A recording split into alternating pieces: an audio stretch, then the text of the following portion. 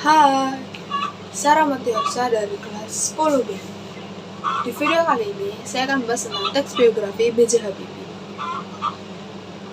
Bahrudin Yusuf Habibie atau sering dikenal dengan B.J. Habibie, lahir pada tanggal 25 Juli 1963. Ia adalah putra dari pasangan Alwi Abdul Jalil Habibie dan Tuti Marini Puspawajoyo. B.J. Habibie bersekolah saat SMA di SMA Kristen Dawu. Setelah itu, ia belajar tentang teknik mesin di Universitas Indonesia Bandung atau sekarang dikenal dengan Institut Teknik Bandung disingkat dengan ITB.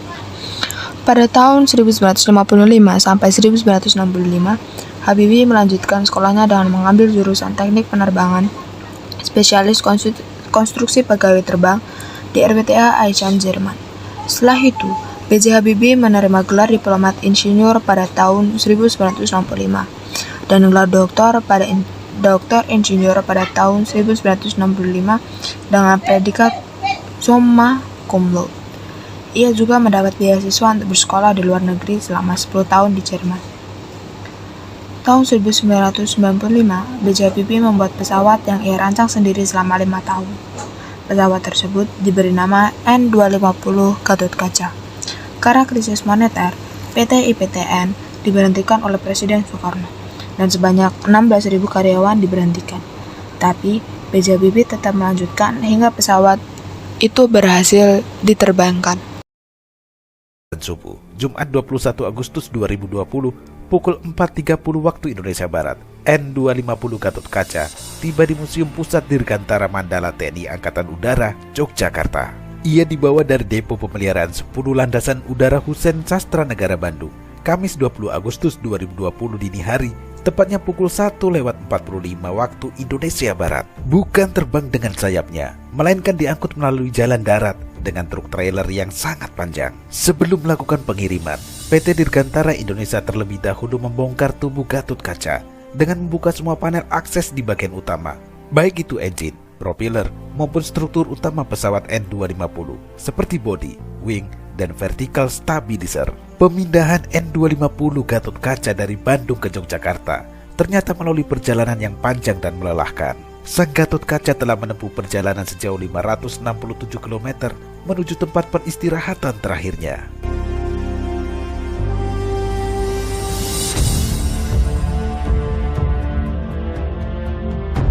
Pemirsa, pesawat N250 Gatotkaca adalah sebuah bukti nyata bahwa Indonesia memiliki keunggulan SDM yang setara dengan bangsa lain. Pesawat pertama buatan anak bangsa ini merupakan mimpi terbaik yang berhasil diwujudkan kala itu. Salah satu tokoh yang paling berpengaruh terhadap wujudnya mimpi besar ini adalah mantan Presiden Republik Indonesia, B.J. Habibie. Saat itu, beliau tidak hanya membuktikan bahwa anak bangsa bisa menciptakan pesawat, namun juga melahirkan Masterbase sebagai satu di antara pesawat paling canggih pada masanya. Perjuangan baru di Yusuf Habibie juga sempat diwarnai air mata, cibiran, cinta, dan kebahagiaan dari rakyat Indonesia. Hal itu cukup jelas tergambarkan dalam film Habibie dan Ainun tahun 2012 lalu.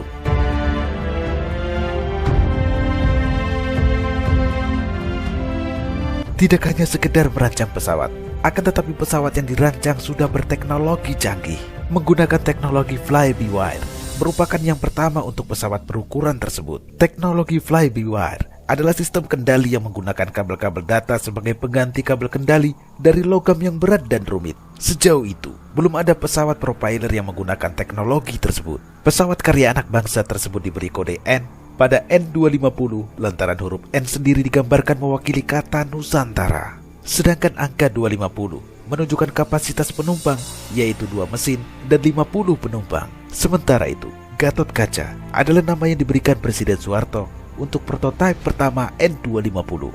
25 tahun lalu, langit Bandung di pagi hari, tepatnya tanggal 10 Agustus tahun 1995, terlihat cerah. Saat itu, pilot penguji Erwin Danuwinata dan co-pilot Sumarwoto berhasil untuk pertama kalinya menerbangkan prototipe pesawat N250 Gatotkaca di lapangan udara Hussein Sastra Negara. Pesawat itu terbang di langit Jawa Barat hingga Laut Jawa dengan ketinggian 1000 kaki selama 1 jam, dikawal CN-235 versi MPA dan pesawat latih tempur Soko Galem. Ribuan orang yang menyaksikan langsung bersorak-sorai, ada pula yang meneteskan air mata haru. Presiden Soeharto dan Ibu Tien Soeharto, serta para pejabat yang berada di lantai 9 menara kontor lapangan udara tersenyum lega. Pemirsa televisi dan pendengar radio pun ikut gembira. Spontan Ibu Tien Soeharto memeluk Menteri Riset dan Teknologi sekaligus Direktur Utama Industri Pesawat Terbang Nusantara (IPTN), Bahrudi Yusuf Habibie. Hari itu, dunia menyaksikan Indonesia punya pesawat terbang penumpang pertama yang digadang-gadang menjadi tulang punggung pesawat komersial di masa depan. Sebanyak 250 wartawan aneka media dari dalam maupun luar negeri mengabadikan momen penting dalam industri dirgantara Indonesia itu. Selama 2 tahun, hingga tahun 1997, pesawat ini melakukan penerbangan keliling Eropa sebagai promosi dan penambahan jam terbang sebagai syarat memperoleh sertifikat. Terakhir Gatot Kaca tampil di Paris Air Show pada tahun 1997 dan berhasil memukau hampir seluruh pengunjung saat itu. Banyak pihak yang menginginkan pesawat ini karena kecanggihannya.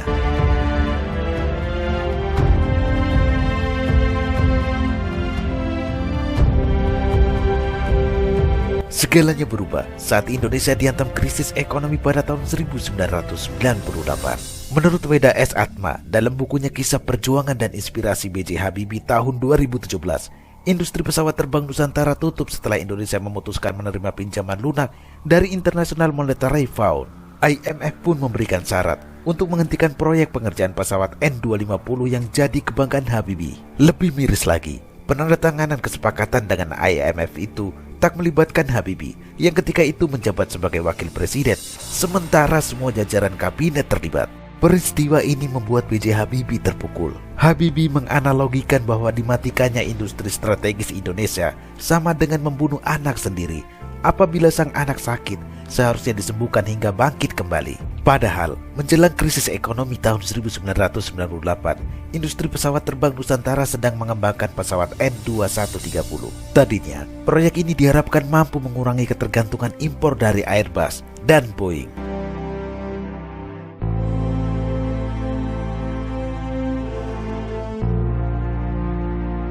Pemirsa, Habibie adalah inspirasi. Inspirasi yang diberikan dalam keteladanan paripurna dan banyak aspek. Kecerdasannya nyaris sempurna, baik IQ, EQ, hingga SQ. Kepemimpinannya juga diakui, terkhusus suksesnya membawa Indonesia bangkit saat kondisi krisis ekonomi dan transisi demokrasi. Kepemimpinan politik menjadi kunci atas arah dan capaian pembangunan. Kepemimpinan Habibie dapat menjadi teladan dalam pembangunan kesalehan pemimpin. Pesawat pertama buatan anak bangsa ini merupakan mimpi terbaik yang berhasil diwujudkan. Kini, Ibu Pertiwi menanti karya terbaik putra-putri bangsa berikutnya yang mampu diwujudkan untuk negara yang kita cintai, Indonesia. Walaupun B.J. Habibie sudah bersekolah di luar negeri selama bertahun-tahun, ia tetap kembali ke Indonesia dan menerapkan ilmu yang ia dapat saat bersekolah di luar negeri untuk membanggakan nama negara Indonesia. Dengan terwujudnya pesawat N250 Gatot Kaca.